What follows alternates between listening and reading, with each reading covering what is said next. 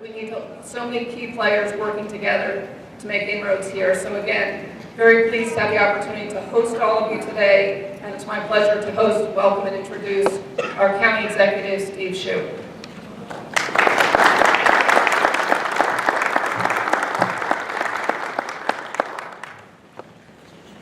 Thank you, Tori, for having us here today for this event. We appreciate it very much.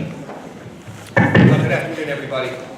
Let me first tell you who's joined us today. We have State's Attorney Wes Adams, Chief of Police Tim Altamari, Thomas Andrews from the city, Superintendent George Arlotto, Sheriff Ron Bateman, Pamela Brown, Health Officer Jinlene Chan, Chief of the Fire Department Alan Graves, Terry Kokolas, Superintendent of Detention. Dawn Lindsay's representative is here. Please remind me. Dave Presley. Dave Presley, yes, I'm sorry. And Adrian Mickler from our mental health agency, Mayor Pantelides, Chief Dave Presley, Chief Pristu, and Head of DSS, Carnitra White. Also our special guest this morning is Speaker Michael Bush. We've been joined by two citizens from whom you'll hear in a moment, Ann Youngblood and Eileen Bullock. We're here today to talk about a severe and growing threat to public health here in Anne Arundel County and in our state, heroin addiction.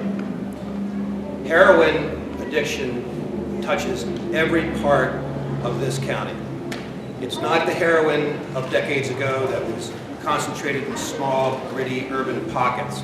It is now in the North County area, the South County area, East and West. It's in the Tony neighborhoods, it's in the middle income neighborhoods and the poor neighborhoods. It's absolutely everywhere, and it is destroying lives. In 2014, there were 308 overdoses in this county, and 48 of those were fatal. Nearly a fatality a week from heroin. And it would be a lot worse. There would be a lot more fatalities if it weren't for the great work by our first responders and by our two great hospitals, Anne Arundel Medical Center and BWMC.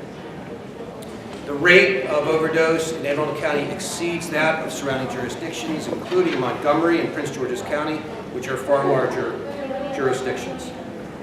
Our county has the second fastest rate of growth of drug and alcohol deaths in the state of Maryland. In response to this crisis, we are taking action, and we need to. We have to move aggressively and immediately. We won't win this war overnight, but through concerted action, I believe we will succeed in time. Standing with me today is the team that we've put together to take on this challenge. Heroin is the octopus from hell. Its tentacles reach into every aspect of life in this community. And that's why the team is so large and draws upon so many different disciplines. We have members of the social services department, the law enforcement community, sheriff's office, the fire department, the health department, mental health, education, the community college. It touches everything. It's incredible. This team first gathered in mid-December. We reviewed the county's current programs and practices to combat heroin and addiction generally. We then set about a process of review to determine what programs we should expand and what new programs we should implement. Those recommendations will cover every discipline, all those I just mentioned, everything from social services to law enforcement to prosecution. All of them will be subject to this review and final report. And I expect that the report will be put on my desk sometime next week in final form, and we'll make it available to the public at that time. I have had an opportunity to review the report on a preliminary basis, and some of the things I think you can expect to see are expanding the use of Narcan by our first responders, expanding treatment options here in Anne Arundel County, especially in Mid-County and South County, which are currently underserved, increasing the number of and redirecting our public safety personnel toward the heroin fight, and expanding the use of drug courts to get people into treatment. I've asked several members of our team, as well as the Speaker of the House, and the two citizens I mentioned earlier who've been personally affected by this crisis to come to the podium and describe our efforts so far and how their lives have been affected by heroin. At this point, I'd like to ask Mayor Panelides to come forward and say a few words. Pleasure to be here today. We all stand up here united to face the heroin crisis, which is affecting all aspects of our community. Since my short time as mayor, I haven't seen a group that's been brought together like this that handles all aspects of the community. We have the medical community, we have the educational community, police department, detention center. Everyone has to come together because if we don't address it at each level, it's never going to get solved. I want to touch briefly about how bad drug affects the city of Annapolis. In 2014, we had 995 drug arrests, which is the highest number we've had in the past 7 years. One of the fastest growing crimes we have. And most of the other crimes that we have, as my police chief told me about, are alluded directly to drugs. People stealing to get the money to buy the drugs. It's something we have to confront. I'm very excited that the school system's joined in with us. I think one of the crises about heroin is how young people start. Most people thought, as the county executive alluded to, is an older drug. There's kids in high school doing it and at a much younger age. So we have to start addressing this at a younger level to get them before they get started. So the city's stepping up in several ways through this partnership. The first is we're doing a series of PSA, public service announcements, that we're going to be showing on TV and through our public access channel, addressed to the parents so they can learn about this before the children get involved. Second is through our police department. The county executive started a task force, intergovernmental agency, and after talking with the chief, we're going to dedicate officers and resources to help assist in that. And the third thing we're going to do is look at treatment options. We're going to work with Dr. Chan from the health department to see if there's a methadone clinic somewhere in the Annapolis area. Currently, most of them are in the northern part of the county. We're going to try to find something locally with access to public transportation. But I want to thank everyone for coming here today, especially the people behind me and the county executive for taking the leadership in getting this together. So thank you very much.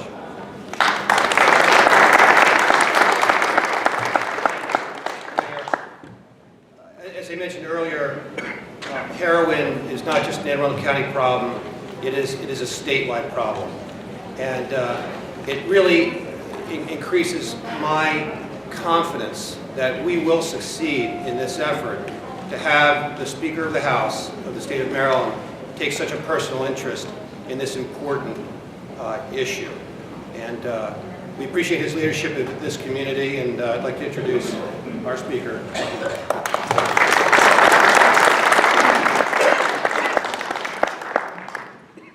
Good morning. First of all, I'd like to compliment the county executive for being proactive on this very important issue. We first addressed this, I think, back in the summer, Tori Bayless, who was from the hospital.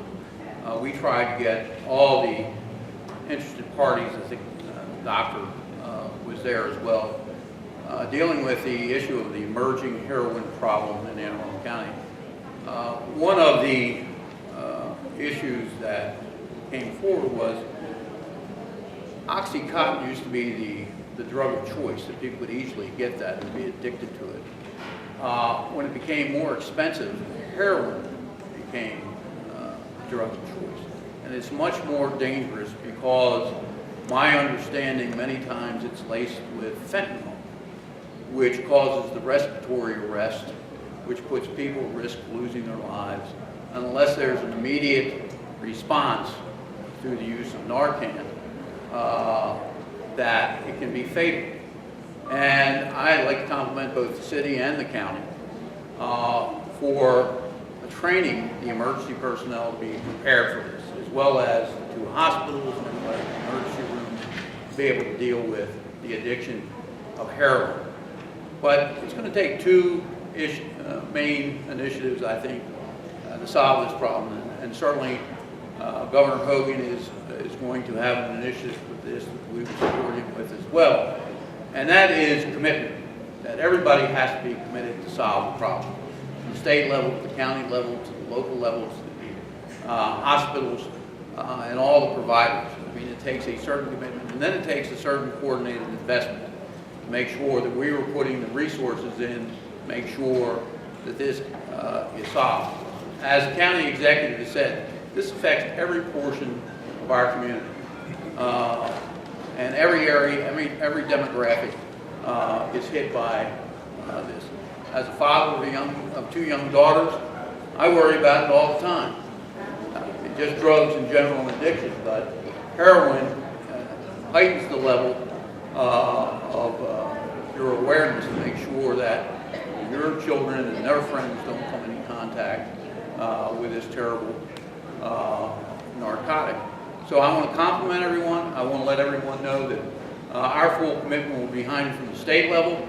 And once again, I want to compliment the county executive for being at the forefront as a leader in the state of Maryland on this very important issue. Thank you very much.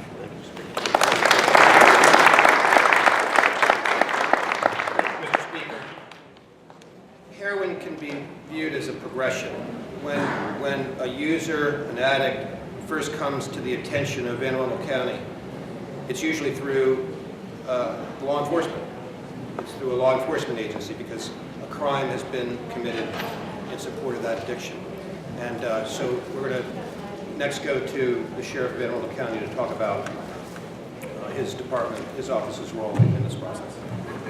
Thank you, Mr. County Executive. You know, as a former undercover narcotics detective, both in Anne Arundel County and the DEA Task Force, I've seen the trends go through Anne Arundel County and the state of Maryland. Marijuana, powdered cocaine, crack cocaine, PCP, Oxycontin, and now here we are with heroin. It's mind-boggling to see what is happening to our community because of this. And I can tell you, in my 35 years in law enforcement, this is the first time I've ever seen a county executive put together a team like this to try to tackle it.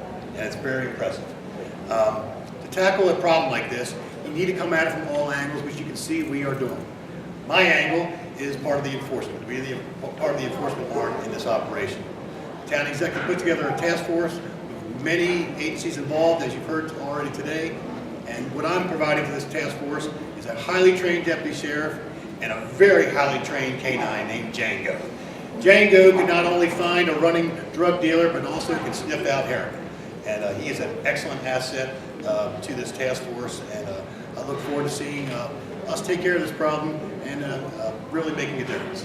Thank you very much, Mr. Executive.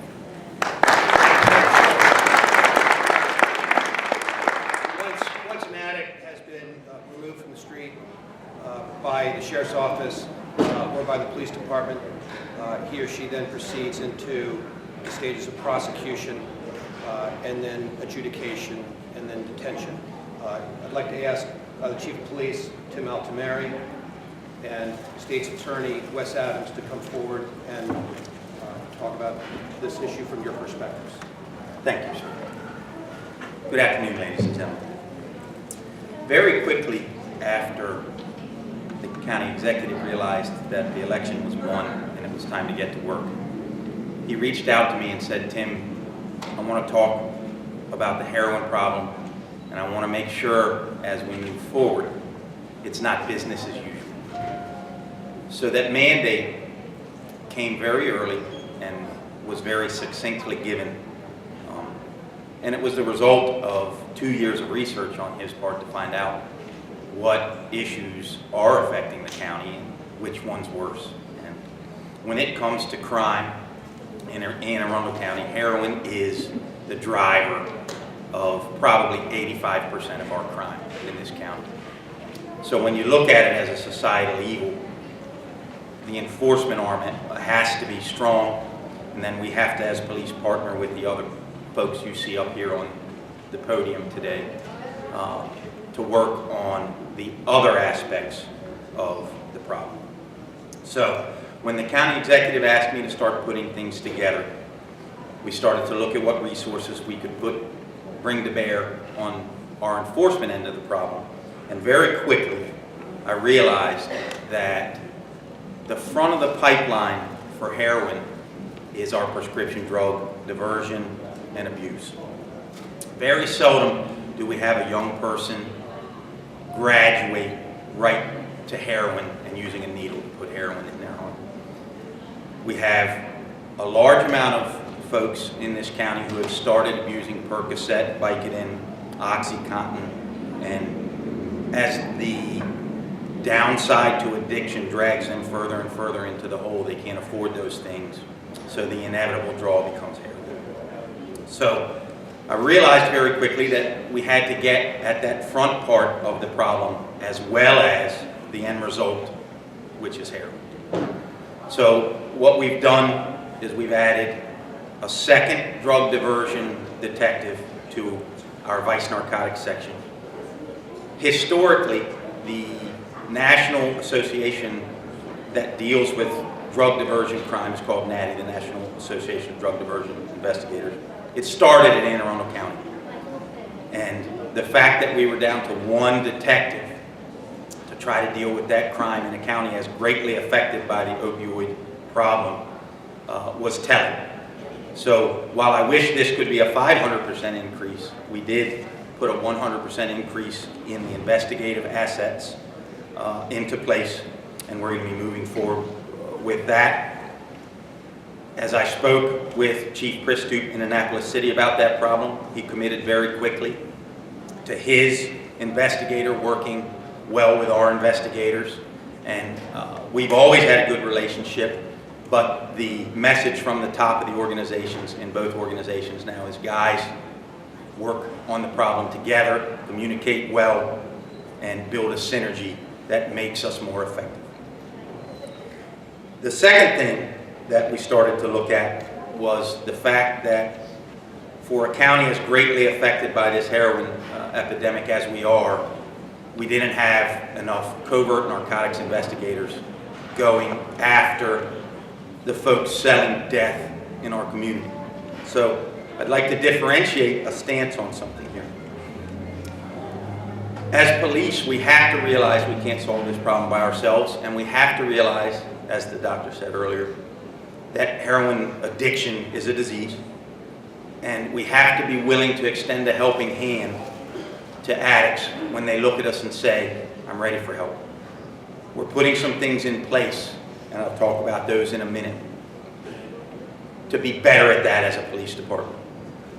But when you pander death in the community, I want the message to be very clear that the Anne Arundel County Police Department and the partners who are entering this phase of the fight with us are coming after you with everything we have. And if you are profiting from the demise of others, we're going to give everything we have to put you in jail for a long time. I'm not going to steal State's Attorney Adams' thunder here, but he's absolutely 100% committed to that process also. So as we looked at what my resources were to fight this problem on an investigative front, to go after the mid-level and higher-level heroin dealers destroying our county, we realized we didn't and never have had a group that investigates solely heroin. So if you're building intelligence in an investigation and you come across another drug, the logic will be for this group to hand it off and go back to heroin. So what we've done is, for the first time ever, we formed a multi-jurisdictional intra-county task force that consists of 2 detectives and a sergeant from the Anne Arundel County Police Department, a detective from the Sheriff's Office with a drug detection canine, which is of immeasurable value as we go out nightly and conduct these investigations. And Annapolis City has committed to adding our 5th member of this task force. And day after day, night after night, they're going to go to every corner of this county and investigate the folks selling this scourge and profiting from it in our county. And they're going to do everything possible to put them in jail and take their cars and their houses and their money and every other profit that they've put together over years of selling this horrible thing.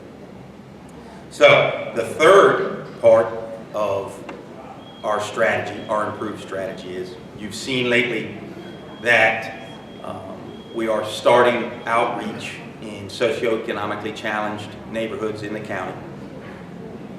This scourge transcends demographic, it transcends age groups, it transcends socioeconomic status, but we have groups hurting our socioeconomically challenged communities in this county, our public housing communities, those being Mead Village, the Orchards at Severn, and Freetown Village in our northern district.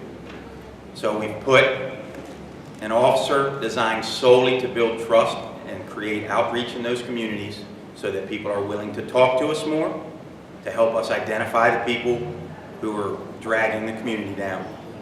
And while I don't think heroin is going to be the only thing that they talk about day to day out there with the folks in the communities, they've been directed to spend effort on that every day. So that's the third part of what we've improved here in the last couple months. You heard me allude to the fact earlier that the police certainly can't solve this process by ourselves. But we've got some great partners organic to the police department now in our mobile health units, our crisis intervention teams. And we have licensed clinicians who have been reaching out to every person who overdoses in Anne Arundel County within a day or two of crisis, trying to get them into treatment options and being a bridge between that bad day and a few days down the road where the more routine treatment options start to open up. And we've had some success with that. So what I've asked Jen Corbin, our Director of Mobile Crisis, to do is we will now be reaching out to any person who's arrested for heroin or any of the associated opioids that go along with the heroin problem. The speaker talked about OxyContin, fentanyl, Vicodin, all those things. If we determine that addiction is creating the problem for these folks, the information will be given to our clinicians who will start to reach out, extend a hand, and do something besides enforcement to show that the police department's willing to help these folks climb out of the hole that they've created for themselves.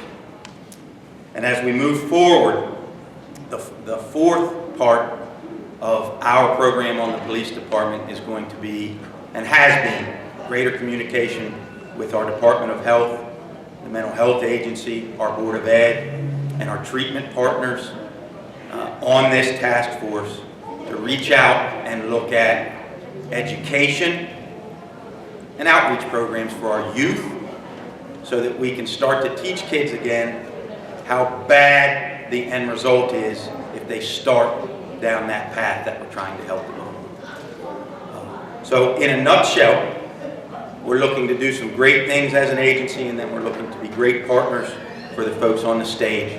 And sir, that's all I have. Thank you. I just want everybody to take note that the members of this task force do not just consist entirely of departmental staff in county government answering to me. The state's attorney, the sheriff, our independent elected officials, they don't have to be here. Superintendent Arlotto, Dave Presley from the community college are answerable to independent boards of directors, not the county government. They don't have to be here. They're all here because they care about this issue and they want to partner with us to take it head on. And I just want to acknowledge publicly how much I appreciate all of you being involved in this effort. State's Attorney Adams.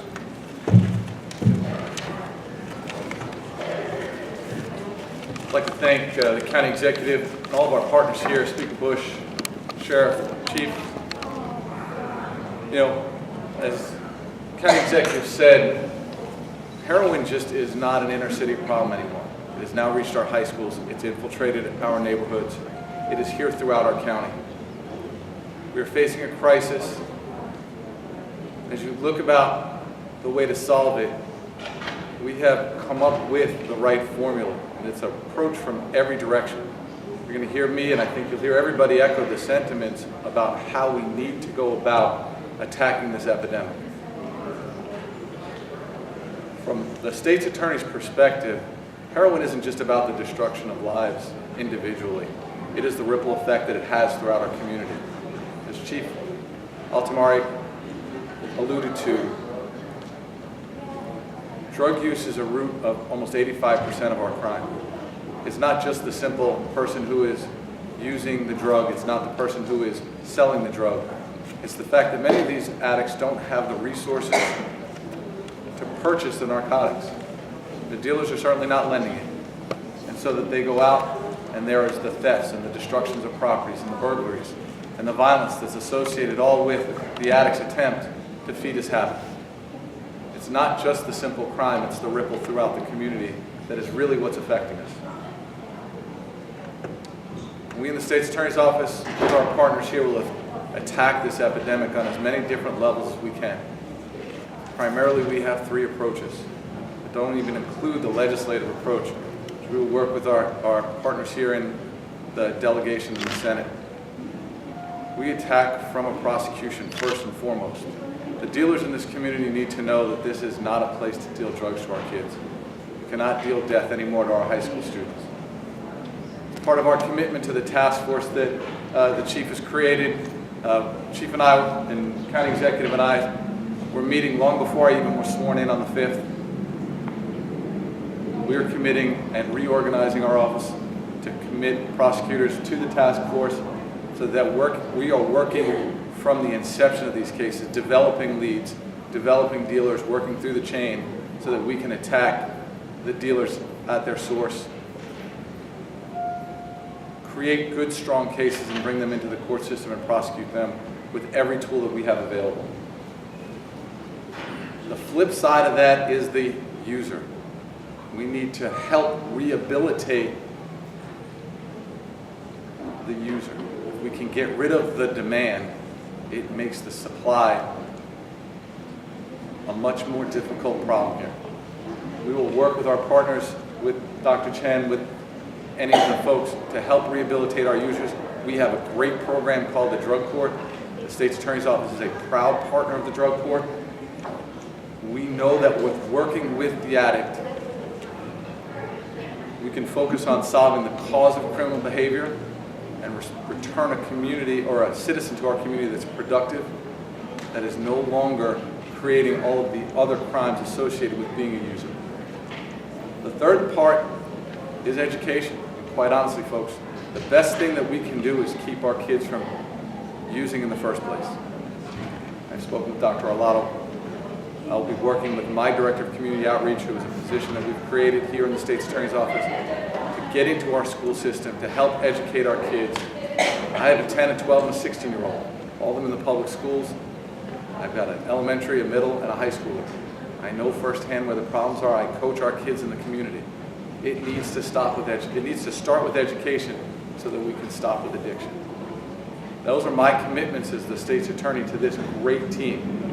I'm grateful that the County Executive had the vision to assemble a historic partnership. I've never seen in my time in law enforcement a greater group of stakeholders committed to addressing a single epidemic problem in a community. And I'm honored to be a part of it. Thank you. I'm here today to talk about my son Lance, who passed away in July 12th of 2014 from a heroin overdose. We're just a typical middle-class family living in Pasadena, raising our 3 children the best that we could. Being a parent is always a learning process. There's no perfect parent out there, no perfect family. We were very open. We educated our children on the drug use, the effects, to hopefully persuade them from never getting involved. But it's essentially up to the child to make that decision. You can't be with them 24 hours, guiding them every day, every step. This is a journey that we've been on with Lance since he was around 14. We started with finding out he was distributing, and many run-ins with the police, late night calls, picking him up from jail, many court dates. After probably a year after this started, he was finally ordered to go into rehab. He did 28 days in rehab. He came out, was doing great. But this is a demon, and that's what I choose to call it. It's a demon that's constantly in your head. It haunts you every day. It's a disease. And the demon just got to him. So it then led to the prescription narcotics. And again, he was arrested quite a few times. We sent him to another rehab. it's a frustrating battle. There aren't resources that you need. It's like, and I want to share this example. My husband and I were so desperate that we went to the Arundel County Courthouse, and we sat there all day, and we finally saw the judge, and we were asking for an emergency evaluation. The judge looked at us like we were the worst parents. Like, do you know they are going to come into your house and take your son out in handcuffs? And we are like, yes, we know this, and maybe this will be something that will wake him up, that will help him. So they did that. They took him to the hospital. My husband sat with him there all day. They tested him for any drugs in his system at the time. They spoke to him, and then he was released. They couldn't do anything for us. They gave us some phone numbers, said to contact these people. Maybe they can do something, maybe to put him into another inpatient. So finally, before July, before he passed, he was doing so well. He moved into a halfway house, which I thought was a good thing for him. He had structure. He had to attend his meetings. He had to be tested. He had to follow the rules. He had to be responsible. He had to get a job. He had to pay to live there. We were always there for him. We helped him. We supported him in any way we possibly could. And then he made the decision to move out. He's 20 years old. He's an adult. He moved out. He was working. He was still doing very good. He was healthy, looking good. Looking forward to his 21st birthday, which was 3 weeks away. And he went out one night and made a poor decision, had some drinks with his friends, made a poor decision, and went back to the place he was staying that night, and he used the heroin for the last time. And it was the fentanyl that essentially took him. And he thought he was just using heroin as he always did. But this is just something that affects the entire family. It's that ripple effect it affected. His friends, many of his friends have come to us and told us that before this happened, before he passed and he was doing so well, he was helping other people. He was guiding them down the right path, telling them, don't go the way I did. You don't want to do that. It just ruins your life. And he never once blamed us. His friends told us that he always said we were good parents. We did what we could for him, and he never once blamed us. This is something that has affected me, and it's going to affect all of us for the rest of our lives. He's gone, and I feel like I couldn't help him. I tried the best I could, but now I just want to continue to try to help others so no one else has to go down this path like we are. Being a mother, you always want to be there for your child. You want to protect them and nurture them. And I feel like I couldn't do that for my son. And I want to do that to help other people. I want to continue what he was doing. He wanted to help other people. I don't want this addiction to define him. I don't want this to be a senseless death. I want it to mean something, and I am so honored to be here today and have all of these people. This is what we need. We need people in power to back us. I can only have so much of an impact on families, but this is what we need. We need this. I've created a fund with another parent that I've met in a bereavement group who lost her daughter a little over 2 years ago to a heroin overdose. And our goal is to educate awareness to erase that stigma because it affects everyone. And that's what needs to be. It needs to be talked about openly because we're never going to get anywhere if we don't start talking about this openly and helping our children. Thank you.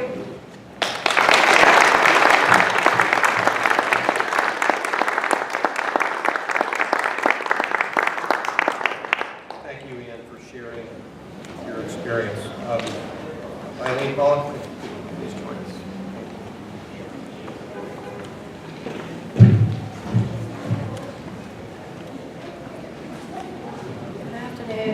Thank you for getting this together, because I'm one of those mothers that my daughter's just starting down the street. I live in Arundel County. I grew up here, and I always thought it was a great place to raise my children. This drug addiction, heroin, is an epidemic that needs to be dealt with. 6 months ago, I started noticing that my daughter was acting differently, and you have to excuse me, but this is very difficult. I thought it was just a teenage thing. She has an older sister, and I thought that it was just that. She started not showing up for family events, not being involved. She came in one night in December, and everybody looked at her, and we knew she was on something. I made an appointment with Pathways the next day, and she refused to cooperate. I found out at that time that a 16-year-old has more rights than I do. She could consent and could only consent. I had no say in whether she could be put into a treatment program. On the way home, she came clean with me and told me that she was a heroin addict. And I went home. She begged me to stop so she could get dope, and I would not. I went home and started calling everywhere in Heroin that I could. This was 2 days before Christmas. I found a place that stayed open for me, put her in treatment for 3 weeks, and then took her up to the mountains for long-term treatment, which she left on her own. She's now running the streets with her boyfriend, and she keeps in contact with me, but I have no say in getting her into the treatment that she so desperately needs. And this is where I think this task force could really help. Parents' rights seem to not be the most important thing, and these children are not capable of making these decisions for themselves. They're not in a good place. So I'm hoping that this will help bring everything to light, and thank you.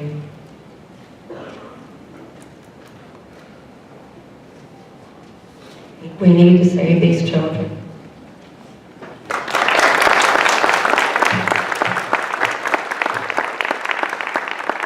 Thank you both so much for sharing with us. And I know nothing can make up for the losses and challenges that you face, but maybe today your words will help other people, maybe hundreds or thousands of others. As everyone here can see, the scope and breadth of this problem deserves immediate action. That's why today we're announcing crucial steps to turn the tide against heroin addiction. A few hours ago, I signed an executive order declaring this county in the midst of a heroin public health emergency. And on Monday, I'll be proposing to the Arundel County Council and personally testifying in favor of a resolution declaring an all-out assault on the heroin crisis and directing county departments to use any resources they may have to combat this growing threat. United, as a county, we will turn the tide against this growing threat.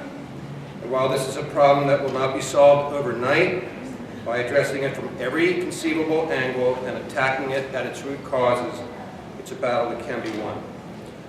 Thank you again for being here, and I or anybody here would be happy to answer any questions you might have. As I'm sure